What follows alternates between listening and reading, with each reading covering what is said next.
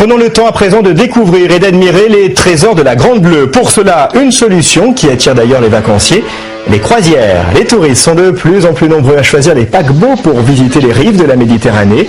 Il faut dire que les tarifs sont très attractifs pour de vraies vacances anti-crise. Embarquement immédiat cet après-midi pour ces croisiéristes. Après une journée d'escale à Cannes, remonter sur leur bateau est un plaisir.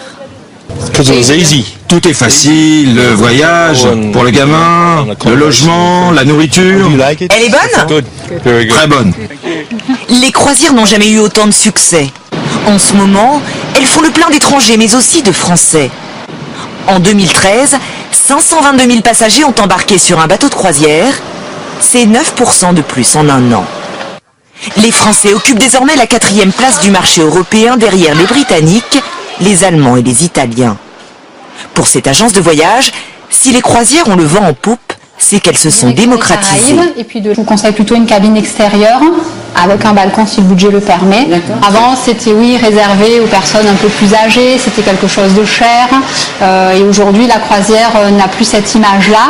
Des croisières abordables sur des bateaux de plus en plus grands et de plus en plus luxueux. C'est ce qu'on t'avait dit. Hein. Oui. Hein, c'est un beau bateau, ça. Hein. Pas menti. Je sais pas menti. Hein. À peine arrivée, pour Elisabeth Laurent et sa nièce, c'est l'émerveillement. Regarde les escaliers, je pense.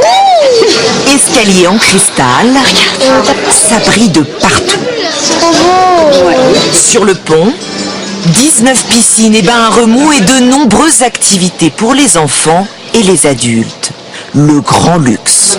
On ne se serait jamais pensé pouvoir faire une croisière sur un bateau 5 étoiles. J'avais fait ça, on dirait un hôtel de luxe qui flotte. Ah, voilà. Pour 3 personnes, ils ont payé 1 700 € la semaine de croisière en Méditerranée.